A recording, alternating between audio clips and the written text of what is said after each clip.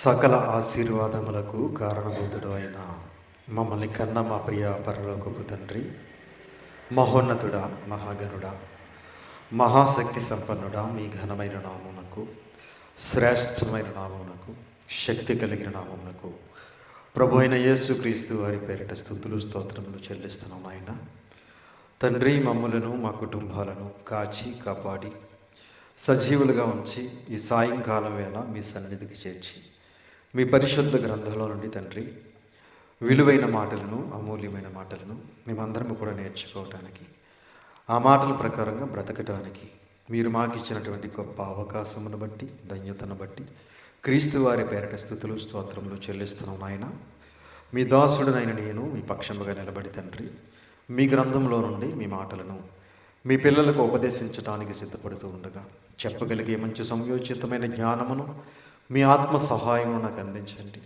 వినుచున్న మీ పిల్లలకు అర్థం చేసుకునే మనసును, గ్రహించే హృదయమును దయచేయండి. మీ మాటలు తండ్రి కేవలం విని విడిచిపెట్టేసేవారుగా ఉండకుండా విన్న మాటలను గమనించుకుని, గ్రహించుకుని, మా హృదయంలో భద్రపరుచుకొని ఆ మాటల ప్రకారంగా బ్రతికి మీరు ఇచ్చే పరలోక రాజ్యానికి చేరుకోవడానికి సహాయం చేయమని, కృప చూపించమని, దయ చూపించమని మీ ప్రియకుమారుడును మా ప్రియరక్షకుడైన యేసుక్రీస్తు వారి పేరిట చిన్న ప్రార్థన అడిగి వేడుకొంటున్నాం తండ్రి, ఆమేన్.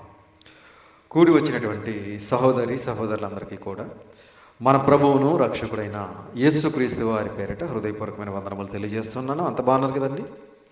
ఈరోజు ఒక మంచి పాఠాన్ని మనం నేర్చుకుందాం. ఈరోజు మనం నేర్చుకోబోయే పాట పేరు సౌలు మరియు సైనికుల ఉపవాసం. సౌలు మరియు సైనికుల ఉపవాసం అనే పాఠాన్ని ఈరోజు మనం నేర్చుకుందాం ప్రియులారా. సౌలు మరియు సైనికుల ఉపవాసం. ఉపవాసం గురించి మనం ఇంతవరకు చాలా పాఠాలు నేర్చుకున్నాం. ఈరోజు కూడా ఉపవాసం గురించి ఒక మంచి పాఠాన్ని మనం నేర్చుకుందాం ప్రియులారా. సౌలు మరియు సైనికుల ఉపవాసం. సమూయేలు గారు రాసిన మొదటి గ్రంథము 14వ అధ్యాయము. సమూయేలు గారు రాసిన మొదటి గ్రంథము 14వ అధ్యాయము 24వ వచనం నుంచి జాగ్రత్తగా చూడండి ప్రియులారా.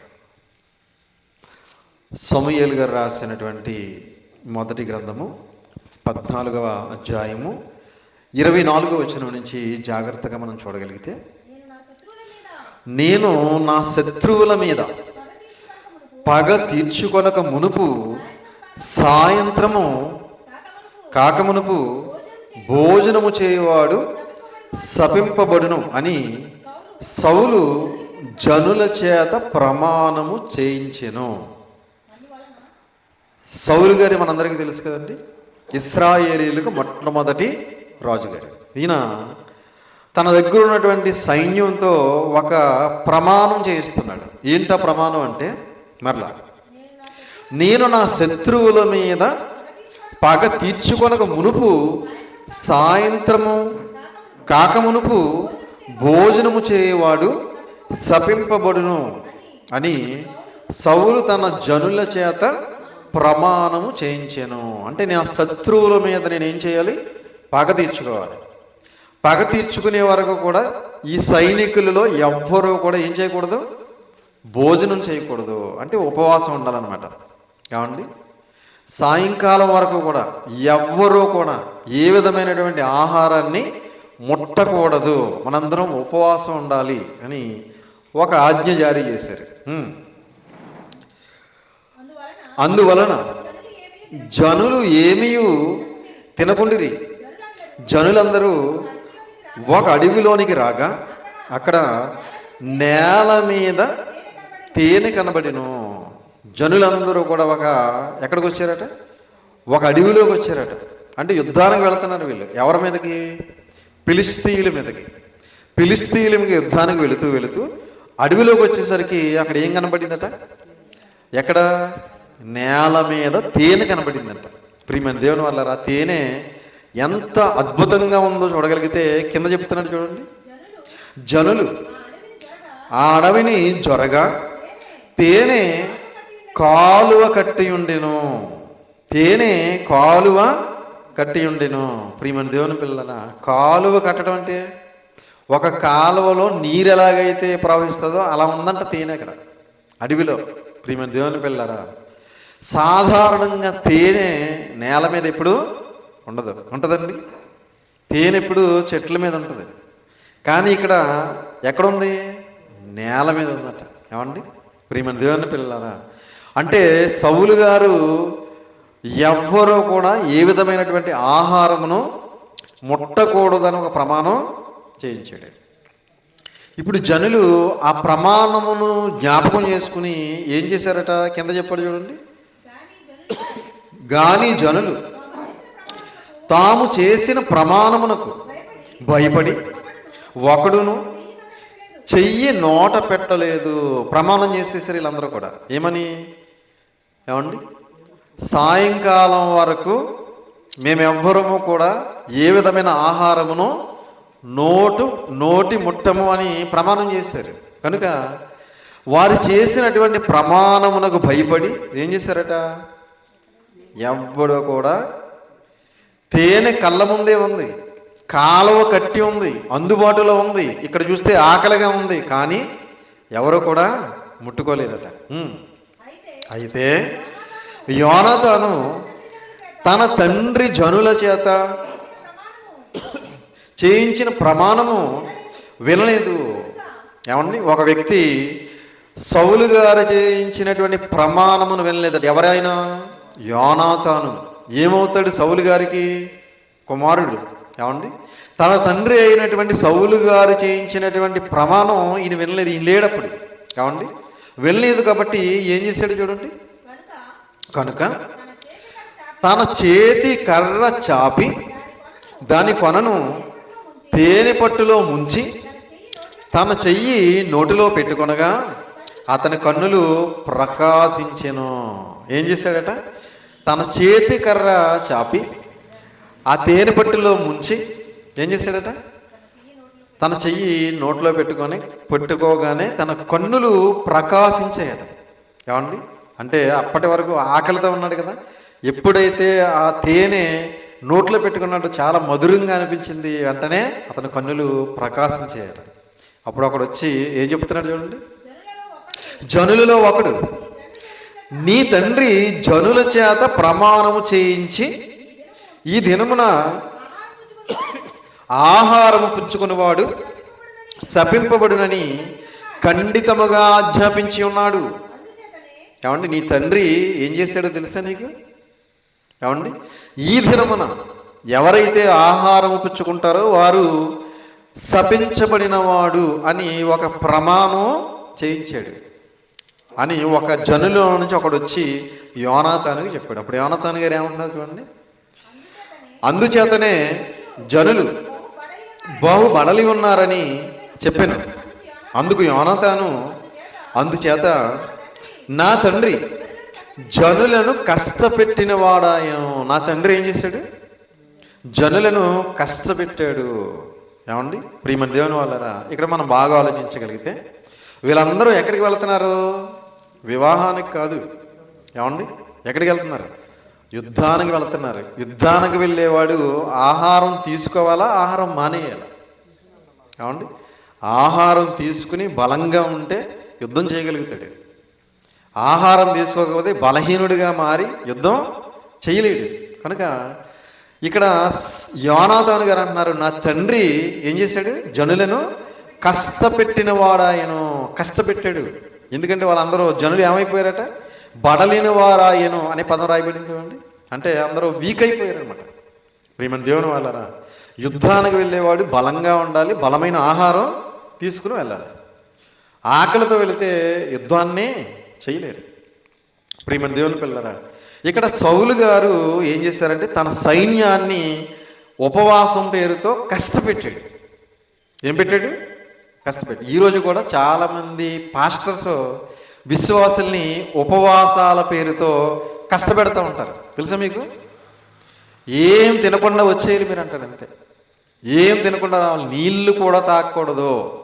ఏమండి, టీ కూడా తాగకూడదు, టిఫిన్ కూడా చేయకూడదు, మీరు ఏమి తినకుండా అలాగే వచ్చేయాలని చెప్పి వారిని గంటల తరబడి మోకరింపజేసి వారి చేత ప్రార్థనలు చేయించి వారిని చాలా కష్టపెట్టే సేవకులు ఉన్నారు క్రైస్తవ్యంలో. ఏమండి, ఇప్పుడు ఇదివరకల్లాగా ఎవరి ఆరోగ్యాలు బాగోట్లేదు కదండి. బీపీలు, షుగర్లు, రకరకాల రోగాలు, అవునా? కాబట్టి ఇప్పుడున్నటువంటి పరిస్థితిని బట్టి ఉపవాసాలు అంత కఠినంగా చేయటం మంచిది కాదు. ఉన్న ఆరోగ్యం కూడా పోతుంది అప్పుడు, ఏమండి? కాబట్టి ఒకప్పుడు సౌలు తన సైనికులను ఏం చేశాడట? కష్టపెట్టాడు. యుద్ధానికి వెళ్ళేవాడు ఏమంటే ఉపవాసంతో వెళ్ళకూడదు, ఏమండి? కష్టపెట్టిన వాడు ఆయనని యోనాతాను మాట్లాడుతున్నాడు. నేను ఈ తేనె కొంచెము పుచ్చుకున్నంత మాత్రమున నా కన్నులు ఎంత ప్రకాశించుచున్నవో చూడుడి. కొద్దిగా నేను తేనె తీసుకుంటేనే నా కన్నులు ఇంత ప్రకాశిస్తున్నాయి కదా, ఇంత నేను కొంచెం బలం పొందుకున్నవాడిగా ఉన్నాను కదా అని చెబుతూ జనులు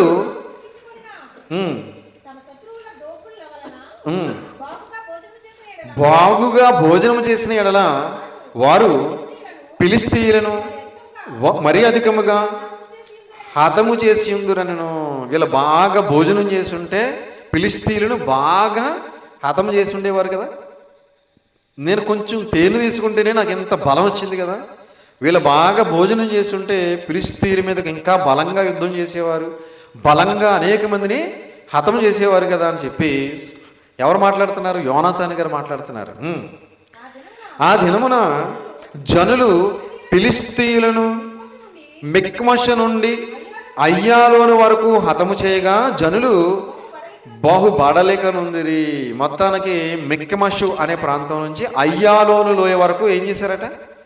హతమార్చారు. అయితే హతమార్చారు కానీ వీళ్ళందరూ బహుబడలేక పొందిరి అంటే బాగా అలిసిపోయారు అనమాట, బాగా వీక్ అయిపోయారు అనమాట, ఏమండి? అప్పుడు ఈ ఆకలికి తట్టుకోలేక, ఏమండి, ఆకలికి తట్టుకోలేక వాళ్ళు ఏం చేస్తున్నారు చూడండి. కింద జనులు దోపుడు మీద ఎగబడి గొర్రెలను, ఎడ్లను, పెయ్యలను తీసుకొని నేల మీద వాటిని వధించి రక్తముతోనే భక్షించినందున ఏం చేస్తారంటే వీళ్ళు బాగా వినాలి అందరూ కూడా, గొర్రెలను, ఎడ్లను, పెయ్యలను తీసుకొని నేల మీద వాటిని వధించి రక్తముతోనే భక్షించినందున. ఆకలికి తట్టుకోలేక గొర్రెలు, ఏమండి, ఎడ్లు, పెయ్యలు తీసుకొచ్చి నరికేసి ఏం చేస్తున్నారట? అక్కడికక్కడే పచ్చి మాంసాన్ని రక్తంతో తినేస్తున్నారట. అంటే ఎంత ఆకలితో ఉన్నారు చూడండి. ఆకలితో ఉన్నప్పుడు ఏది ఉంటే తినేస్తారు కొంతమంది, ఏమండి? ఇంకప్పుడు అంతకు ముందు వరకు నాకు అది వద్దు ఇది వద్దు అన్న వాళ్ళు ఏం చేస్తారంటే ఆ టైంకి ఆకలి భరించలేక ఏదో ఒకటి అని తినేస్తూ ఉంటారు, అవునా? ఇక్కడ ఆకలికి తట్టుకోలేక గొర్రెలు చంపేస్తున్నారట, ఎడ్లు చంపేస్తున్నారట, పెయ్యలను చంపేస్తున్నారు. చంపేసి రక్తంతోటి తినేస్తున్నారట. ఇంక వండటం ఏమీ లేదు, ఇంకా, ఏమండి? వండటం లేకపోతే కాల్చుకోవడం ఇలాంటిది ఏమీ లేదు. డైరెక్ట్గా పచ్చి మాంసాన్నే తినేస్తున్నారట రక్తముతో. జనులు రక్తముతోనే తిని యెహోవా దృష్టికి పాపము చేయుచున్నారని కొందరు సౌలునకు తెలియచేయగా ఏం చేస్తున్నారట? వీళ్ళు రక్తముతోనే తిని యెహోవా దృష్టికి పాపము చేయుచున్నారని కొందరు సౌలు గారితో చెప్పారట, రాజుగారితో.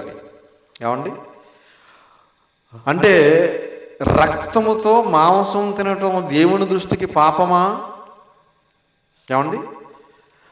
చాలామంది రక్తంతో తింటూ ఉంటారండి. రక్తాన్ని ఏం చేస్తూ ఉంటారంటే మాంసానికి రాసి విటమిన్స్ పోతాయి, రక్తం వెళ్ళిపోతాయి అనుకుంటారు కొంతమంది, ఏమండి? రక్తం మాంసానికి రాసి రక్తంతో పాటు మాంసాన్ని వండుకుని తినేవారు ఉన్నారు, ఫ్రై చేసుకునే వాళ్ళు ఉన్నారు, ఏమండి?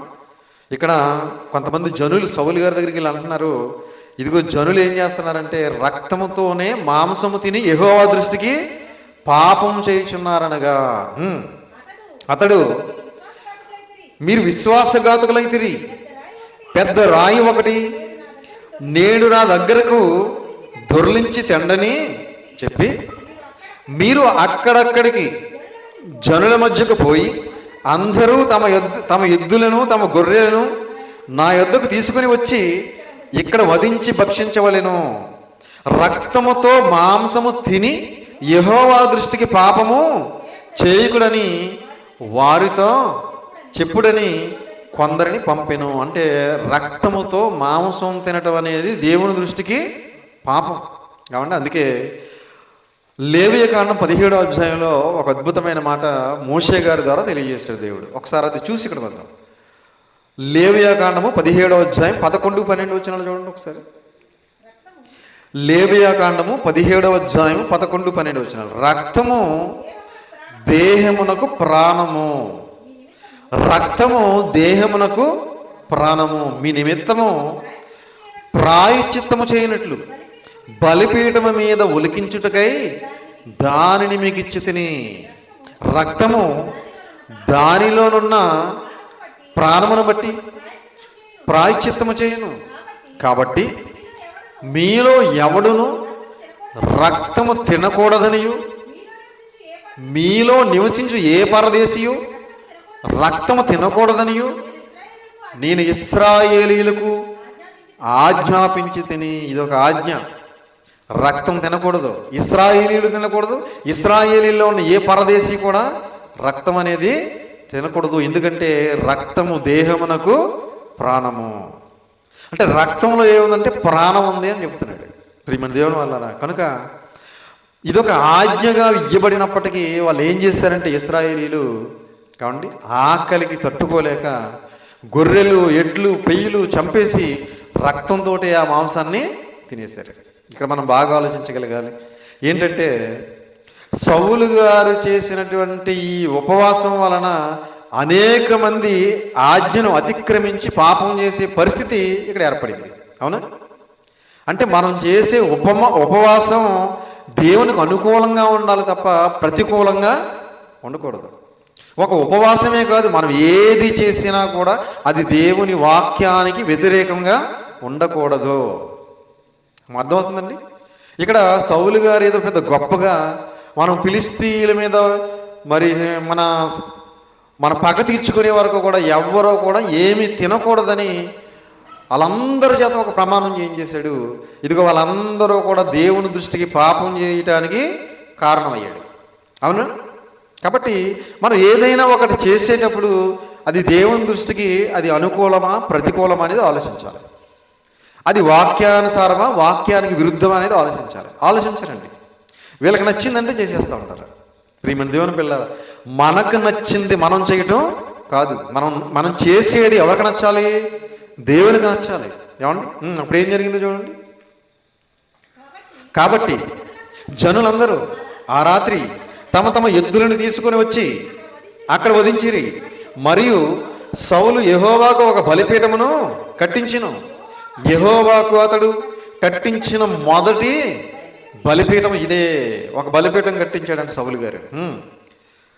అంతటా మనం రాత్రి యందు ఫిలిస్తీయులను తరిమి తెల్లవారు వరకు వారిని కలతపెట్టి శేషించేవాడు ఒకడును లేకుండా చేతము రండిని సౌలు ఆజ్ఞయగా జనులు నీ దృష్టికి ఏది మంచిదో అది చేయమని అనిరి. నీ దృష్టికి ఏది మంచిదో అది చేద్దాం అంటున్నారు జనులు. అంతటా సౌలు యాజకుడు ఇక్కడనే ఉన్నాడు, దేవుని యొద్ద విచారణ చేయదము రండని చెప్పి ఇదొక్కటి మాత్రం మంచి పని చేశాడు సౌలు గారు. ఇదిగో ఫిలిస్తీయుల దగ్గరికి మనం అందరం యుద్ధానికి వెళదామని సైనికులు అందరితో చెప్పాడు కదా. వాళ్ళందరూ కూడా నీ ఇష్టం, నీకు ఏది మంచిదో అదే చెయ్యి అని చెప్పి అన్నారు. అయితే అక్కడ ఒక మంచి మాట అంటున్నాడు. ఏమనంటే ఇదిగో యాజకుడు ఇక్కడే ఉన్నాడు, యాజకుడి దగ్గరికి వెళ్ళి దేవుని యొద్ద విచారణ చేద్దాం అంటున్నాడు. ఇది మాత్రం చాలా బాగుంది. ఏమండి? ఏదైనా చేసే ముందు ఏమండి యాజకుడి దగ్గరికి వెళ్ళి విచారణ చేయాలి. ఇది చెయ్యమంటారా వద్దంటారా, ఇలా వెళ్ళమంటారా వెళ్ళొద్దంటారా. ఏమండి? ఎప్పుడైతే విచారణ చేశాడో వెంటనే దేవుడు వారికి సమాధానం ఇవ్వలేదు. చూడండి, సౌలు ఫిలిస్తీయుల వెనక నేను దిగిపోయిన యెడల నీవు ఇశ్రాయేలీయుల చేతికి వారిని అప్పగింతువా అని దేవుని వద్దన విచారణ చేయగా ఆ దినమున ఆయన అతనికి ప్రత్యుత్తరం ఇయ్యకుండాను. విచారణ చేశాడు కానీ దేవుడు మాత్రం ప్రత్యుత్తరం ఇవ్వలేదు. దేవుణ్ణి అడిగాడు యాజకుడి ద్వారా, ఇదిగో ఫిలిస్తీయుల మీదకి యుద్ధానికి వెళదాం అనుకుంటున్నాం, వెళ్ళమంటావా ఈ రాత్రి వద్దంటావా అంటే దేవుడు ఏ విధమైన సమాధానం చెప్పలేదు. అందువలన సౌలు జనులలో పెద్దలు నా యొద్దకు వచ్చి నేడు ఎవరి వలన ఈ పాపము కలిగినో అది విచారింపవలెను. నా కుమారుడైన యోనాతాను వలన కలిగినను వాడు తప్పక మరణమవునని ఇశ్రాయేలును రక్షించి యెహోవా జీవము తోడని నేను ప్రమాణము చేయుచున్నాను. నేను ఇక్కడ మనం బాగా ఆలోచించాలి ఈ మాట. ఏమండి, ఇక్కడ సౌలు గారు ఒక ప్రమాణం చేస్తున్నాడు. ఏంటంటే ప్రమాణం, అందువలన సౌలు జనులలో పెద్దలు నా యొద్దకు వచ్చి నేను ఎవరి వలన ఈ పాపము కలిగినో అది విచారింపవలెను. ఎవరి వలన ఈ పాపం కలిగింది? ఎవరు మీలో ఆహారం తినేశారు? నేను ప్రమాణం చేయించాను కదా, ఎవరి వల్ల ఈ పాపం కలిగిందని చెప్పి. నా కుమారుడైన యోనాతాను వలన కలిగినను వాడు తప్పక మరణమవునని ఇశ్రాయేలీలను రక్షించు యెహోవా జీవముతోడని నేను ప్రమాణము చేయుచున్నాను. నేను ప్రియమైన దేవుని పిల్లలారా, 24వ వచనంలో ఏమని ప్రమాణం చేయించాడు ఒకసారి చూడండి. నేను నా శత్రువుల మీద పగ తీర్చుకొనక మునుపు సాయంత్రము కాక మునుపు భోజనము చేయవాడు శపింపబడును అని సౌలు జనుల చేత ప్రమాణము చేయించెను. ఇందువలన జనులు ఏమీ తినకుండిరి. జనులందరి చేతనేమో ముందు ప్రమాణం చేయించేశాడు. శత్రువుల మీద పగ తీర్చుకునే వరకు కూడా ఎవరు ఏమీ తినకూడదని. తీరా ఇక్కడ తినేశారు. తినేసిన తర్వాత మళ్ళీ ఏమైనా ప్రమాణం చేస్తున్నాడు? ఏమండి, ఇప్పుడు చదువుకున్నాం కదా, నా కుమారుడిని యోనాతాను వలన కలిగినను వాడు తప్పక మరణమవునని ఇశ్రాయేలీలను రక్షించు యెహోవా జీవముతోడని నేను ప్రమాణము చేయుచున్నాను. నేను అయితే జనులందరిలో అతనికి ప్రత్యుత్తరం ఇచ్చిన వాడు ఒకడును లేకపోయిన, ఒక్కడు కూడా సమాధానం చెప్పలేదట. యోనాతాను గారు తేనె తిన్నారనే సంగతి జనులకు తెలిసినప్పటికీ ఒక్కడు కూడా సమాధానం చెప్పలేదు. అప్పుడు ఏం చేస్తున్నాడు చూడండి, సౌలు గారు చీట్లు ఇస్తున్నాడు చూడండి. మీరు ఒక తట్టునను నేనును నా కుమారుడుకు యోనాతానును ఒక తట్టునను ఉండవలనని అతడు జనులందరితో చెప్పగా జనులు నీ దృష్టికి ఏది మంచిదో అది చేయమని సౌలుతో చెప్పిరి. అప్పుడు సౌలు ఇశ్రాయేలీయులకు దేవుడైన యెహోవా దోషిని కనపరచమని ప్రార్థింపగా సౌలు పేరటను యోనాతాను పేరటను చీటీ పడెను. చీటీలు వేశారు. ఇద్దరు పేరిట చీటీ వచ్చిందట. ఎవరెవరి పేరు మీద? సౌలు గారి పేరు మీద, యోనాతాను గారి పేరు మీద, అంటే తండ్రి కొడుకులు ఇద్దరు పేరు మీద చీటీ వచ్చిందట. ఇప్పుడు మరలా ఏమంటున్నాడు చూడండి, గాని జనులు తప్పించుకొనిరి నాకును నా కుమారుడిని యోనాతానుకును చీట్లు వేయడని సౌలు ఆజ్ఞగా యోనాతాను పేరిట చీటీ పడిను. ఎవరి పేరిట వచ్చింది మళ్ళీ చీటీ? ఇద్దరు పేరు మీద మళ్ళీ చీటీలు వేస్తే ఇదిగో యోనాతాను పేరు మీద చీటీ వచ్చింది. ఎందుకంటే యోనాతానే కదా మరి తేనె తిన్నాడు. ఏమండి, నీవు చేసినది ఏదో నాతో చెప్పమని యోనాతానుతో అనగా యోనాతాను నా చేతి కర్రతో కొంచెము తేనె పుచ్చుకున్న మాట వాస్తవమే, నువ్వు చేసింది ఏదో నాకు చెప్పే అంటున్నాడు. అప్పుడు యోనాతాను గారు అంటున్నారు, నేను నా చేతి కర్రతో కొంత తేనె పుచ్చుకొనటం వాస్తవమే, నేను కొంచెం తేనె తిన్నాను. ఏమండి అని చెప్పి ఈ కొంచెము తేనెకై నేను మరణము పొందవలసి వచ్చాను, కొంచెం తేనె తిన్నందుకు నేను మరణం పొందవలసి వచ్చింది అని యోనాతాను గారు అంటున్నారు. అందుకు సౌలు, యోనాతానా నీవు ఆవశ్యముగా మరణమగుదువు. ఏమంటున్నాడు? నీవు ఆవశ్యముగా మరణమవుదువు. ప్రియమైన దేవుని వాళ్ళారా, అంతకుముందు దేవుడు అమాలేకుల మీద యుద్ధానికి వెళ్ళండి, అమాలేకుల్లో ఉన్నటువంటి ప్రతి ఒక్కరిని రాజుతో సహా సంహరించేయండి, ఎద్దులు పశువులు అన్నిటిని కూడా నిర్మూలన చేయండి అని చెబితే చేశాడండి. ఏమండి, బలిష్టమైన యుద్ధులనేమో పక్కన పెట్టాడు. ఏమండి, అగగు అనే రాజునేమో బ్రతికుంచాడు. తర్వాత సమూయేలు గారు సంహరించారు. ఏమండి, అగగు అనే రాజును సంహరించడం మానేశాడు. ఇక్కడ కన్న కొడుకుని కొంచెం తేనె తిన్నందుకు మాత్రం ఏమంటున్నాడు? ఏమండి, నిశ్చయముగా ఆవశ్యంగా నీవు మరణం అవుదువు అంటున్నాడు. ప్రియమైన దేవుని పిల్లలారా, చూసారా తెలివి తక్కువ పనులు ఇవన్నీ కూడా. ఏమండి, సౌలు గారికి జ్ఞానం లేకుండా ప్రవర్తిస్తున్నటువంటి ప్రవర్తన ఇదంతా కూడా.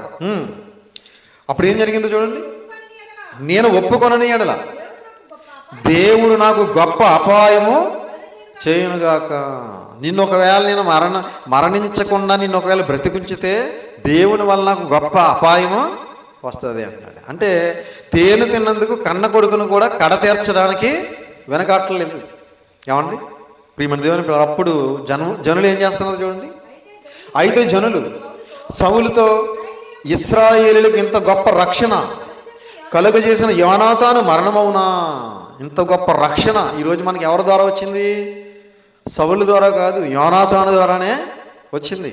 ఏమండి ప్రియమైన దేవుని వాళ్ళరా, ఎందుకు సౌలు గారు ఇలాంటి నిర్ణయం తీసుకుంటున్నాడంటే, కన్న కొడుకును కూడా కడతీర్చడానికి ఎందుకు ఇలాంటి నిర్ణయం తీసుకుంటున్నాడంటే, దేవుడు ఎక్కడ నన్ను విడిచిపెట్టి వెళ్ళిపోతాడని భయపడుతున్నాడు. అప్పటికే ఆల్రెడీ యెహోవా నిన్ను ఎడబాసాడని చెప్పి సమూయేలు గారి ద్వారా దేవుడు తెలియజేశాడు. కాబట్టి ఇదిగో సమూయేలు గారు చెప్పినా కూడా ఈరోజు సౌలు గారు ఎంత మూర్ఖత్వంగా ప్రవర్తిస్తున్నాడు చూడండి. ఏమండి అప్పుడు జనులు అంటున్నారు, ఇంత గొప్ప రక్షణ మనకి ఎవరి వాళ్ళు వచ్చిందంటే యోనాతాను వాళ్ళు వచ్చింది, కాబట్టి అతను మరణము అవునా? అది అన్నట్టుగాని కూడదు. దేవుని సహాయము చేత ఈ దినమున యోనాతాను మనలను జయమునందించెను. ఆ పదం చాలా ఇంపార్టెంట్. దేవుని సహాయము చేత. ఎవరి చేత? దేవుని సహాయము చేతే మనం ఫిలిష్తీయుల మీద జయము పొందాం. కాబట్టి యెహోవా జీవముతోడు అతని తల వెంట్రుకలలో ఒకటియు నేల రాలదని చెప్పి యోనాతాను మరణము కాకుండా జనులు అతనిని రక్షించిరి. అతని తల వెంట్రుకలలో ఒకటి కూడా నేల రావటానికి వీలు లేదు అని జనులందరూ కూడా యోనాతాను మరణం పొందకుండా రక్షించారట. ప్రియమైన దేవుని పిల్లారా, ఈ సౌలు మరియు సైనికుల ఉపవాసం ద్వారా మనం ఏమి నేర్చుకోవాలంటే, ఇలాంటి ఉపవాసాలు మనం ఇప్పుడు చేయకూడదు. కావండి కొంతమంది అంటే ప్రజల్లో గొప్ప వాళ్ళు అనిపించుకోవటానికి చేస్తారో, మరి ఎందుకు చేస్తారో తెలియదు, కానీ కొంతమంది పనికిరానివన్నీ చేస్తూ ఉంటారు. హైదరాబాదులో ఈ మధ్యకాలంలో ఒక పాస్టర్ గారు అండి 40 రోజులు ఏమీ తినకుండా ఉపవాసం చేశాడు. ఆయన తెలుసా మీకు? యేసుక్రీస్తు వారు 40 రోజులు ఏమీ తినలేదు కదా, రాత్రి పగలు. నేను కూడా అలా ఉందాం అనుకున్నాడు, మరి ఏంటో ఏమీ తినకుండా ఏమీ తాగకుండా ఉపవాసం ఉన్నాడు. తన ప్రాణాన్ని పోగొట్టుకున్నాడు, చచ్చిపోయాడు అతను. ఏమండి అలా చాలామంది ఉన్నారు. క్రైస్తవ్యంలో చాలామంది గొప్ప కోసం, పేరు కోసం ఏమండి ఉపవాసాలు అంటూ ఉంటారు, ప్రాణాలు పోగొట్టుకుంటున్నారు చాలామంది. కనుక ప్రియమైన దేవుని వాళ్ళరా, ఇలాంటి అవివేకపు పనులు మనం ఎప్పుడు చేయకూడదు. ఏమండి మనం ఉపవాసం చేసామంటే అది దేవునికి అనుకూలంగా ఉండాలి, దేవునికి నచ్చే విధంగా ఉండాలి, దేవుడు మెచ్చే విధంగా ఉండాలి. అంతేగాని అనేకులు పాపం చేయడానికి కారణం కాకూడదు. ఇక్కడ సౌలు గారు చేసినటువంటి ఉపవాసం వల్ల అనేకులు పాపం చేయడానికి కారణమైంది. కన్న కొడుకును కూడా కడతీర్చడానికి వెనకాడకుండా ముందుకి వచ్చాడు అంటే ఆ ఉపవాసం ఎలాంటి ఉపవాసం చూడండి ప్రియమైన దేవుని వల్లరా. కనుక ఇలాంటి ఉపవాసాలు మనం ఇప్పుడు కూడా చేయకూడదు. మనం చేసే ఉపవాసం అనేక మందిని దేవుని వైపుకు నడిపించేదిగా ఉండాలి, సంఘాన్ని బలపరిచేదిగా ఉండాలి. అనేక మంది తప్పిపోతున్న వారి కోసం మన ఉపవాసం ఉండాలి, అనేక మంది రక్షించబడడానికి మనం ఉపవాసం ఉండాలి, అనేక మందిని దేవుడు బలపరిచి స్థిరపరిచే విధంగా మనం ఉపవాసం ఉండాలి. తప్ప ఇలా శత్రువుల మీద పగ తీర్చుకోవడానికి, ఏమంటే సైనికులు పాపం చేయడానికి, కన్న కొడుకే ప్రాణం పోగొట్టుకునే పరిస్థితి వచ్చే విధంగా ఇలాంటి ఉపవాసాలు మనం ఎప్పుడు చేయకూడదని ప్రేమపూర్వకంగా తెలియజేస్తూ ఈ మాటలు ముగిస్తున్నాను. తలల వంచండి, ప్రార్థన చేసుకుందాం. ప్రార్థన. పరలోకమందున్న మమ్మల్ని కన్న తండ్రి, దయగలిగిన మా దేవ, కృప కలిగిన మా తండ్రి, మీ ఘనమైన నామమునకు, శ్రేష్టమైన నామమునకు, ప్రభు అయిన యేసుక్రీస్తు వారి పేరిట స్తుతులు స్తోత్రములు చెల్లిస్తున్నాం నాయన. తండ్రి, ఇంతవరకు మీ పరిశుద్ధ గ్రంథంలో నుండి కొన్ని మాటలు మేమందరం ఆలోచన చేస్తాం తండ్రి. విన్న మాటలను గమనించుకుని గ్రహించుకుని తండ్రి, మేమందరము కూడా మరి వాక్యానుసారమైన ఉపవాసాలు చేయడానికి సహాయం చేయండి. వాక్యానికి విరుద్ధమైన ఏ కార్యక్రమం కూడా మేము చేయకుండా మాకందరికీ కావాల్సిన జ్ఞానమును, బుద్ధిని, వివేకమును, తెలివిని మాకు అనుగ్రహించండి. తలల వంచి ప్రార్థన చేస్తున్న మమ్ములను, మా కుటుంబాలను దయతో జ్ఞాపకం చేసుకోండి. మమ్మల్ని అందరినీ మీ కృపలో భద్రపరచండి, బలపరచండి, మీ చిత్తానుసారంగా నడిపించండి. మేమందరము కూడా మా తుది శ్వాస విడిచిపెట్టే వరకు కూడా కుడికి కానీ ఎడమకు కానీ తొలగిపోకుండా మీ కుమారుడైన యేసుక్రీస్తు వారి అడుగుజాడల్లో నడుచుకుంటూ ఆయనను పోలి జీవిస్తూ ఆయన రాకడ కోసం సిద్ధపాటు కలిగి మీరు ఇచ్చే పరలోక రాజ్యాన్ని మందిరానికి మేమందరం చేరుకోవటకు సహాయం చేయమని, కృప చూపించమని, దయ చూపించమని, మీ కృపలో మమ్మల్ని అందరినీ భద్రపరిచి కాచి కాపాడమని, పరసంబంధమైన ప్రతి ఆశీర్వాదంతో ఆశీర్వదించి దీవించమని మీ ప్రియకుమారుడును మా ప్రియరక్షకుడైన యేసుక్రీస్తు వారి పేరిట చిన్న ప్రార్థన అడిగి వేడుకొంచున్నాము తండ్రి. ఆమేన్. అందరికీ వందనాలు.